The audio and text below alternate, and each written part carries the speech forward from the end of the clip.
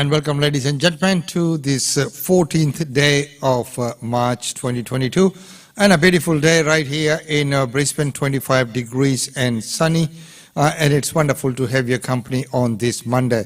Well, what an eventful weekend this has been. So many functions and events to talk about. We'll try and bring you all the glimpses of what's happened in the weekend tomorrow. By that time, we would have downloaded all the photos and everything from the weekend. But for today, let's get on with the news update. And right after the news update, we will have the daily India report with Himanshu. Well, right now, floods are gone, but there's a big task ahead of us trying to clean all the debris. The river is not clear yet. The ferries are still not working. Buses and trains have started back, but you need to check the timetables because they are not running all on regular timetables. Some of them have gone back to their regular timetables. Others are still affected. Well, right now, let's look at the big task ahead of us on clearing that river. From the air, the Brisbane River appears to be meandering peacefully through the city, although there are telltale signs of the flood's destruction. But it's what's below the surface that's really cause for concern. We're up to about 1,100 tonnes of material cleared off the river surface. We're finding a lot on the bottom. Buoys and beacons are amongst the damage. So are pontoons, boats and jet skis that broke their moorings and were swept down the river. Among the salvageable items, a boat that drifted down the river, miraculously unscathed. The owners are considering renaming it the Houdini. There's no escaping reality though, the rest is headed straight for landfill. Out of 1,100 tonnes of debris that's been collected from the Brisbane River, behind me is the small portion that's salvageable. There are not only environmental concerns, the Brisbane River is a working river, so there's an economic cost too. The Port of Brisbane is the largest and most important shipyard in the state. This port facilitates $50 billion in trade for Queensland each year. But it's operating at a reduced capacity while the river is restored. Some of the larger container vessels, 300 metres or greater in length, still can't access the port. It's estimated the clean-up will take weeks. For now, boaties are being asked to steer clear. Please still stay off the water. It's just too dangerous for recreational purposes. The carnage on the river as overwhelming as the mountains of rubbish piling up in the suburbs.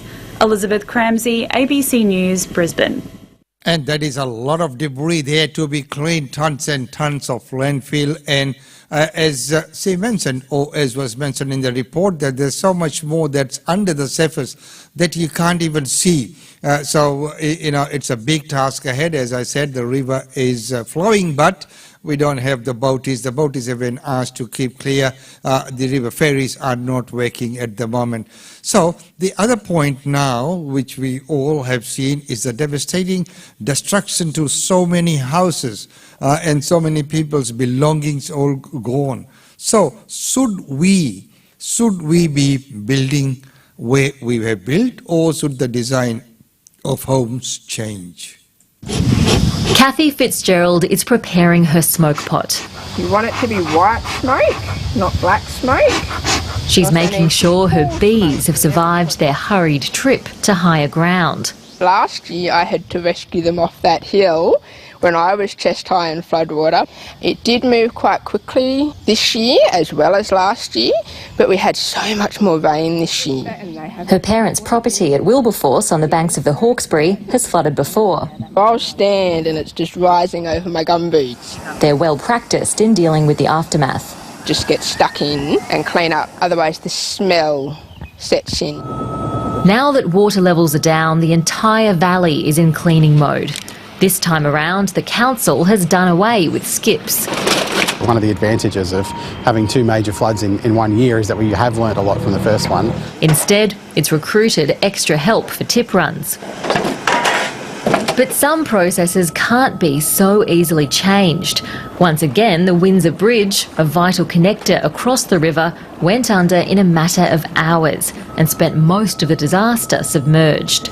After more than a week and a half underwater, the Windsor Bridge has finally reappeared. But as it reunites each side of the Hawkesbury, in other ways this community remains deeply divided as it turns its attention upstream towards the dam. New information on the risk of floods in the Hawkesbury Nepean has forced the state government to act. The debate about whether or not to raise the wall of the Warragamba Dam has been going on for decades, and it remains divisive. That is the biggest single thing anybody can do to make a difference to flooding in this valley. The biggest floods in the Hawkesbury Nepean Valley will overwhelm any dam, any levee banks. There's nothing we can do to prevent the really big floods. Some experts say the focus should instead be on safer and more effective evacuation routes and relocating homes in high-risk areas. We should, as a community, come together and help those people move to higher and safer ground and permanently eliminate that flood risk. In 2017, the state government released a flood strategy that anticipated 134,000 more people moving onto this floodplain by 2050. But that could change. This latest event has prompted a review into development on flood-prone land.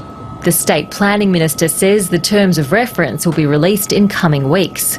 A broader look at, not just rebuilds, but where people can build in the future, the various science that can be applied. We're about to flood. Kathy welcomes the move. She knows firsthand how hard living in the danger zone can be. Absolutely, it is not a good idea for councils to be approving developments in areas that are so massively affected by natural disasters. Floods and fires is what we face here. Though hopefully not again for a good long while. Ruby Cornish. And so, those are the challenges of living in places like that. But I mean, if you stop giving building permits and things like that, where would people go? I think the strategy that's going to be used about early notices and having a more effective evacuation plan, that could work, because if you are in a flood-prone area, be prepared. If you are willing to build there, and if you want to live there, that's your choice. You'll be fine. But you must be aware that there would be times, and when the time of need comes, working together with their thought is there must be a very clear escape and evacuation route so that people can be evacuated ASAP. Well, of course, the flood causes lots of damage and it takes a toll on many things. Also, the other part of the equation is it could also have a toll on the mental health. And how do we cope up with this kind of things? How does it affect people's mental health? So Dominic Perrottet has announced a big aid in that field.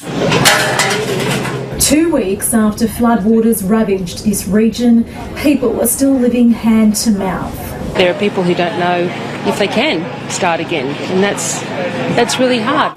In a bid to help those left traumatised, the Premier today announced $25 million for mental health support. It's very clear to me from the time that I spent in evacuation centres that more needs to be done, not just in the short term, but for the months and years ahead.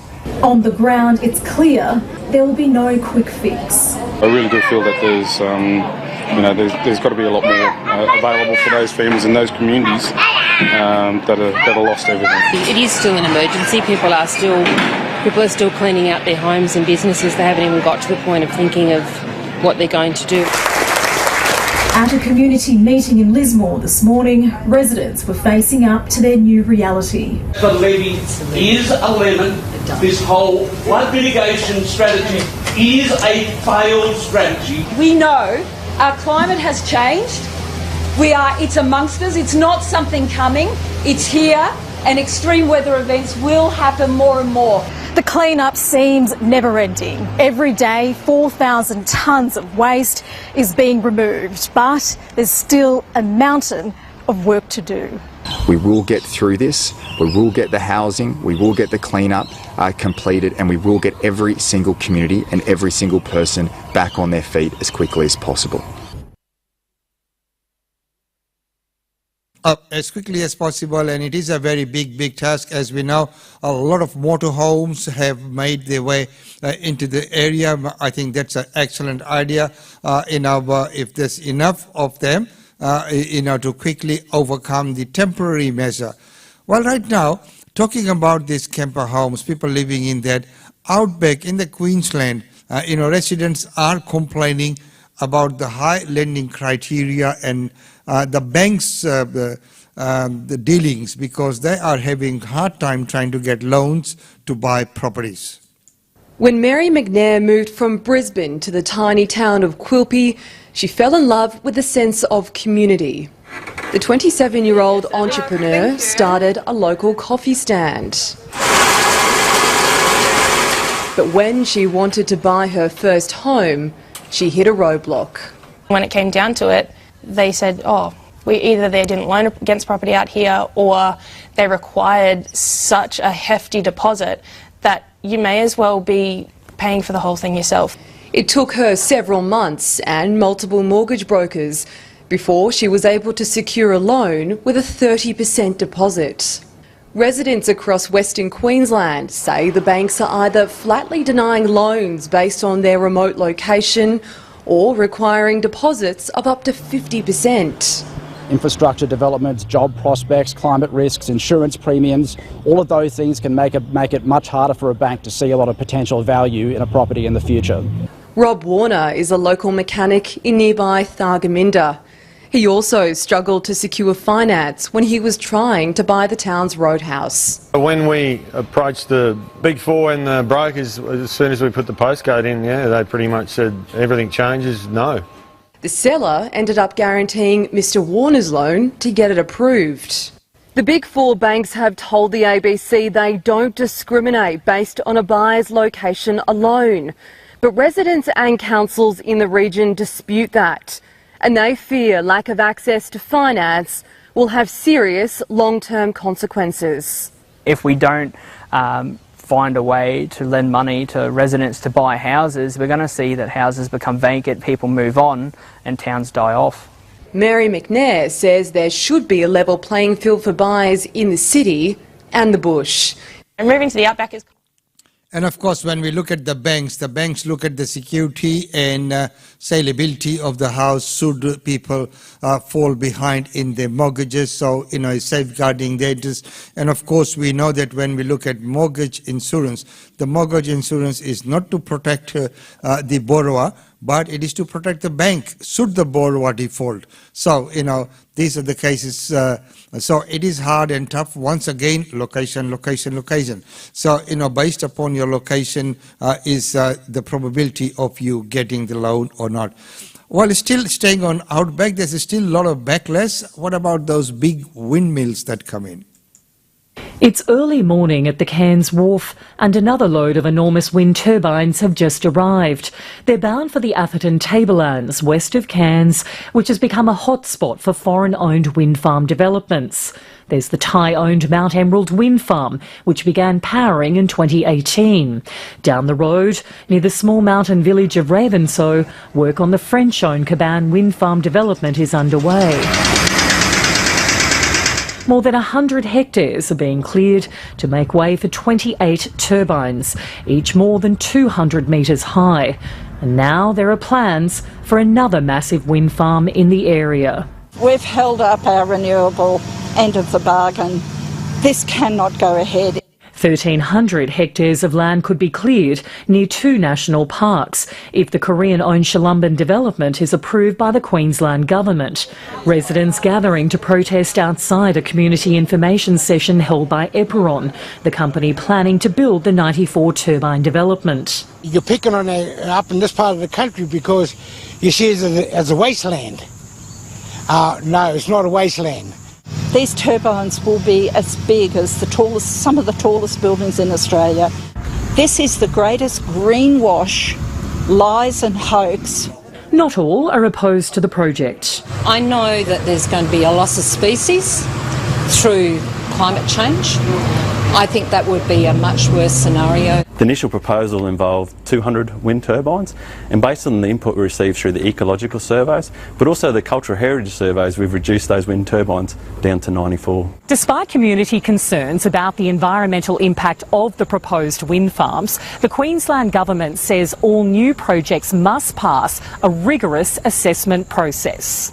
The project will also need to be approved by the Federal Government's Environment Department. Christy Sexton-McGrath, ABC News, Ravenshoe. Well,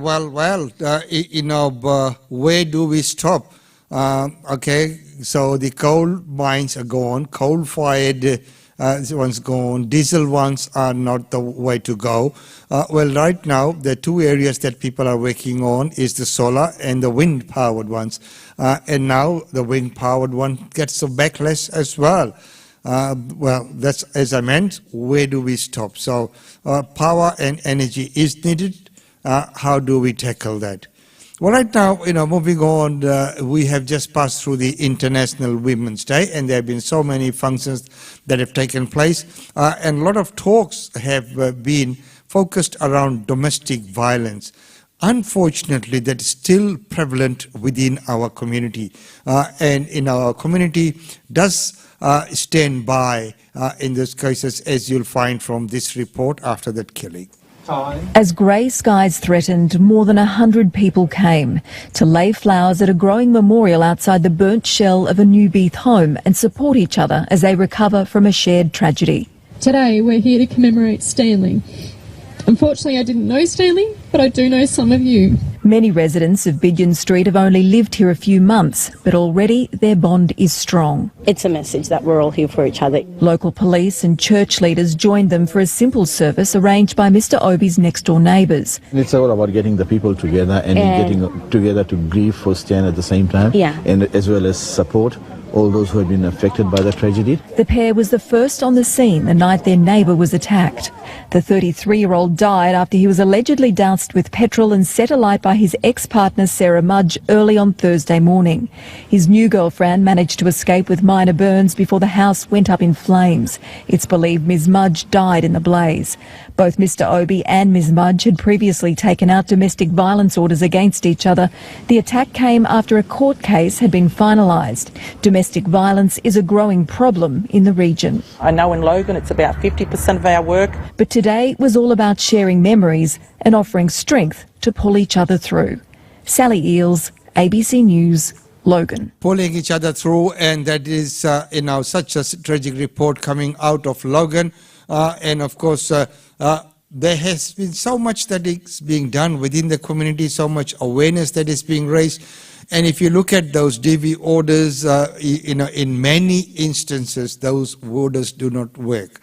You could get a order, but what's going on in that person's mind and his circumstances, and they're willing to take all kinds of chances. The thought of the law and someone will come get me just doesn't get into the equation. So we need to get that awareness raised.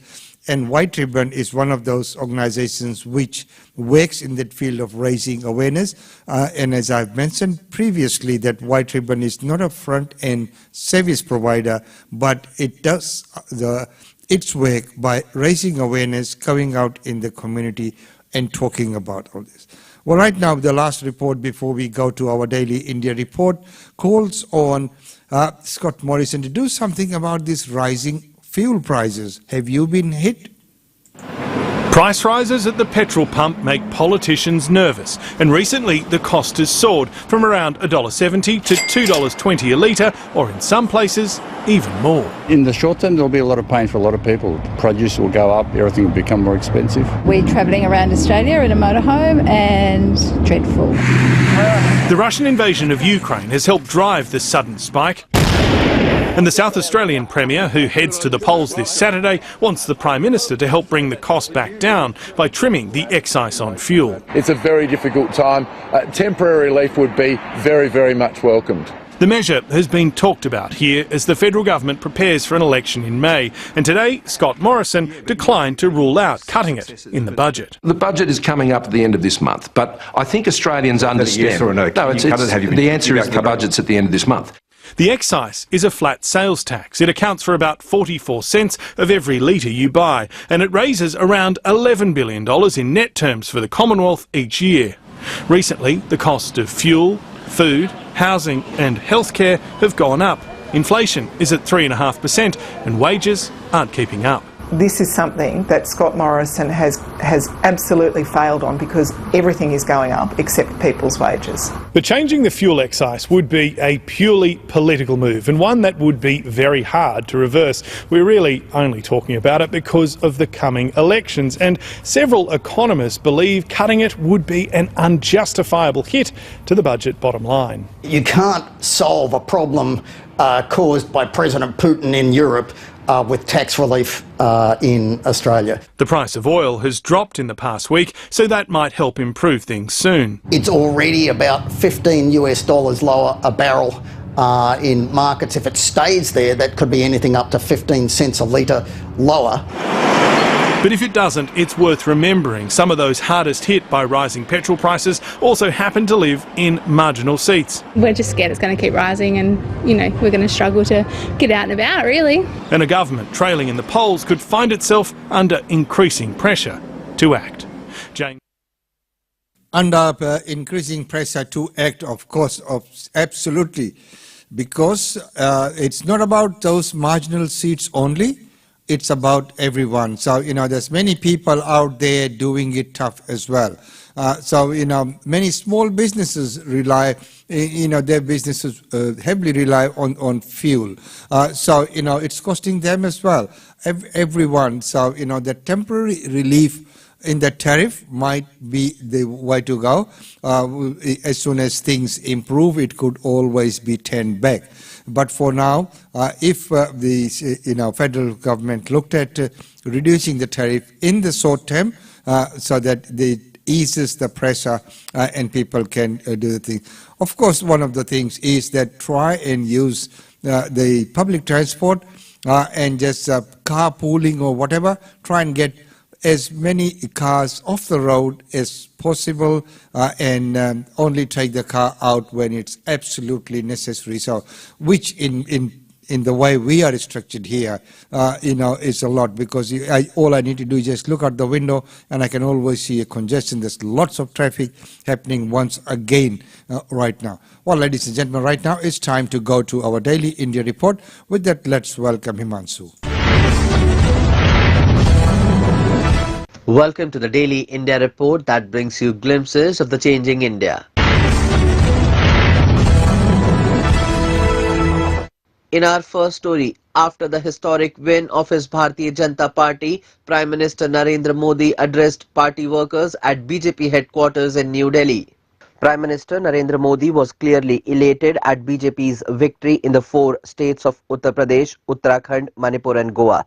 In his victory speech, Modi told party workers, voters and the nation that the elections and results were a demonstration of the democratic process in India. BJP's spectacular results in the 4 states have left all critics and most analysts tongue-tied. Without belittling or taunting them, Modi instead expressed his gratitude and congratulated the voters for participating in the festival of democracy and ensuring the BJP victory. Modi emphasized how BJP took every section of society together on the path of success as people chose development over divisive politics. The results strongly vindicate the BJP agenda of being pro-poor and pro-active governance. Earlier, the people could not reach the government for basic amenities such as electricity, gas and water. The BJP government will reach every poor, he said. Modi especially thanked women voters and citizens who played a crucial role in these elections across the states. Modi said the women had blessed him and his party. He claimed that the BJP won splendidly in areas where women voters have dominated. Modi said, quote, Nari Shakti has been our partner in this victory, end quote. Modi used the occasion to share some concerns. He highlighted some people were lowering the level of politics. The Prime Minister said while the world praised India's vaccination program, but some in India questioned Made in India vaccines. He said it pained him to note that when thousands of Indian students and citizens were stranded in Ukraine, some tried to malign Operation Ganga, under which most Indians had been evacuated. Modi congratulated all winners, irrespective of party lines, and appealed to them to work for a better India. India's sugar mills have recently signed contracts to export 550,000 tons of sweetener. Indian sugar mills signed contracts to export 550,000 tons of sweetener in recent days, as surging global prices and a weak rupee made overseas sales lucrative. Higher exports from the world's second biggest sugar producer could check the rally in global prices, which have been buoyed by a spike in crude oil prices and lower output in top exporter Brazil. The shipments will also help India reduce its stockpile and support the local prices of the sweetener, crucial in ensuring millions of cane farmers get government-mandated prices. Indian mills have so far signed contracts to export 6.4 million tons of sugar in 2021-22, dealers estimate. Out of this, nearly 5 million tons have already been shipped. The number of Indian exporters on Amazon India's e-commerce platform has increased by about 66% since January 2020 to over 100,000. E-commerce company Amazon India announced that the Indian exporter base on its platform has now increased by about 66% since January 2020 to over 100,000. The company has around 60,000 exporters on Amazon who are shipping products overseas. The e-commerce firm said a large number of sellers on the Amazon Global Selling Program today come from non-metros.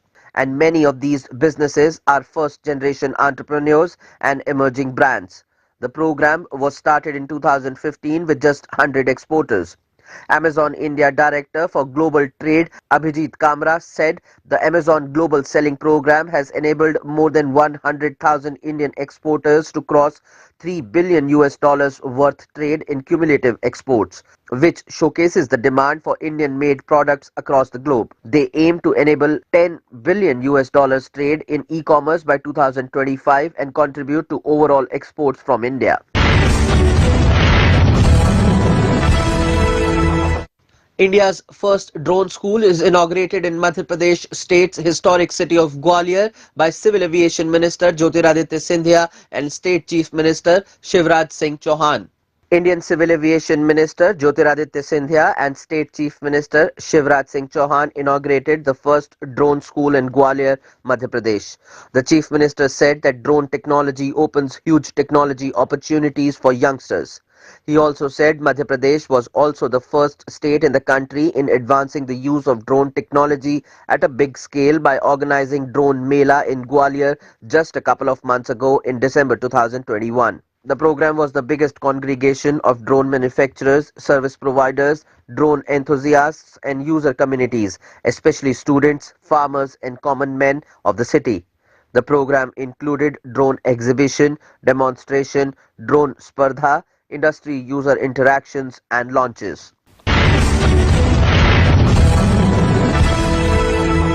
Indian pacer Jhulan Goswami equalled the world record in a clash against New Zealand. In this match, the New Zealand team beat India by 62 runs.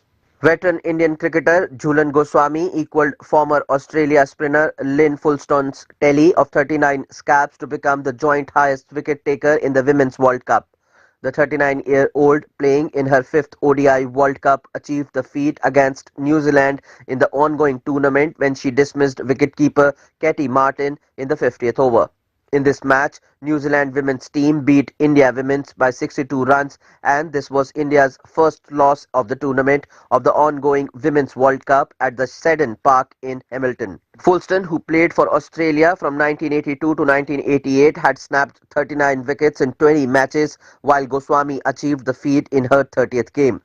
Having made her debut over 2 decades ago in January 2002, Goswami, popularly known as Chakda Express, is also the leading wicket taker in women's ODI history, having taken 248 wickets in 197 games. She has continued to be India's backbone with the ball in an illustrious career and has also represented the country in 12 tests and 68 T20Is while claiming 44 and 56 wickets in the two formats respectively.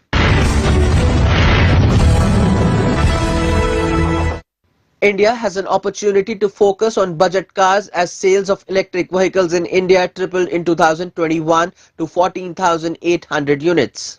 Sales of electric vehicles in India tripled in 2021 to 14,800 units. There are growing signs of momentum for EVs in the major market.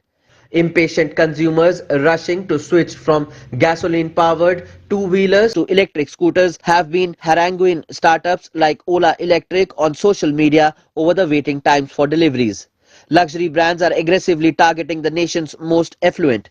Tesla has been haggling over tax breaks to ramp up sales in India, while Mercedes-Benz is rolling out a locally assembled EQS, the electric version of its flagship S-Class sedan, this year. BMW also plans to launch multiple plug-in models. Even so, it's the midpoint of the gasoline-powered passenger vehicle market. Options that sit between a bargain two-wheeler and a pricey foreign marquee that has traditionally been India's most lucrative segment. Maruti Suzuki India, Hyundai and Tata Motors, all of which have budget combustion engine cars, accounted for almost 3/4 of local sales last month, according to the Federation of Automobile Dealers Associations. Maruti's Alto, previously India's best-selling model, retails for less than $4,300 in New Delhi. Even the new bestseller like Hyundai's i10 and Maruti's Swift sell for less than $7,300. Cars remain deeply aspirational in India, and it's common for new buyers to offer prayers when a family adds a new vehicle. The upgrade from a two-wheeler to a four-wheeler is also a hugely important status symbol. Despite all that, no car maker currently offers an entry-level electric option. That suggests there's a major opportunity for a mass market model that can accelerate the shift away from gas guzzlers in a nation where overall EV penetration is just about 1%. There are some key obstacles to overcome. India's per capita income is less than $2,000 a year, putting electric cars out of reach for most people. Local producers also remain dependent on imported components, a situation that's snarling efforts to reduce sticker prices. Outside large cities, EV charging also remains a significant challenge. The country's small number of plugs are concentrated in major cities including Bengaluru, New Delhi and Mumbai.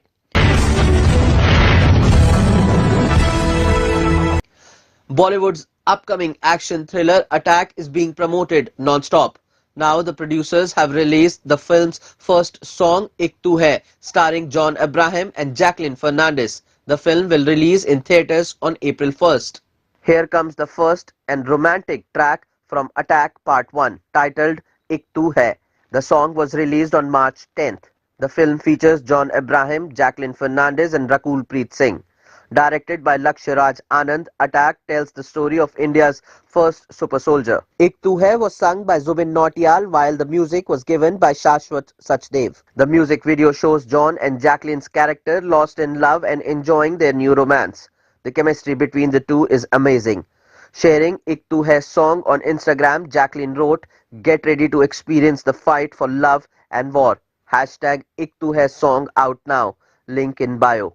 Hashtag Attack Part 1 releasing in cinemas worldwide on 1st April 2022.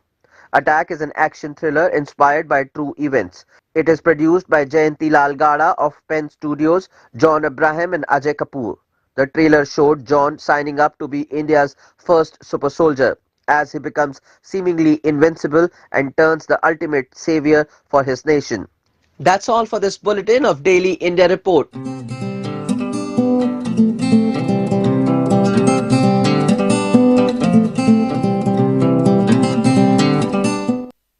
And thank you, Himansu, for that report. Well, ladies and gentlemen, before we let you go, we'll just have a quick look at the functions and events taking place right here in Brisbane.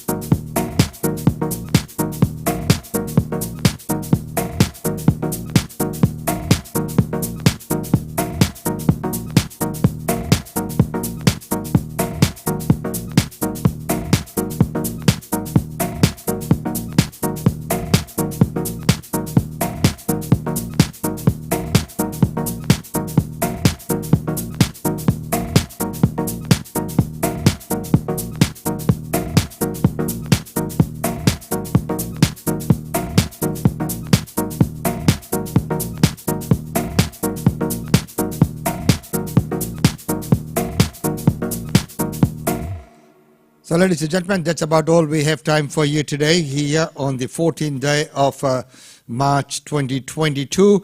The weather partly sunny and it's looking a glorious day out there. A bit of haze about. It's not cloudy, but it's a bit smoky, that's all. And the temperature right here in Brisbane, 25 degrees and partly sunny. Well, it's been wonderful having your company. It's always so good to have your company, and I'd like to take this opportunity to thank everyone who shares our posts and all the groups which allow our posts to be shared because this is of community interest. And don't forget that tomorrow we'll bring to you the weekend roundup and lots of functions and events from the weekend which are still in the download process, and we'll bring all those glimpses and a little bit of report on all of those. But the latest edition, the March edition of Brisbane Indian Times is out and about. Make sure that you go and pick up. We've been getting so many calls from people looking for the paper now, and we might have to increase the distribution as well. Some of the distribution points, they run out as soon as they get it. We've been out and about this weekend in many functions, and people have all said that some of them have a little bit of a problem trying to get hold of a physical copy. So we will look and, as we have always done, readjusted the distribution list to make sure that everyone's got access to the newspaper. It is out and about. Do pick up your copy. Until tomorrow, it's goodbye from me.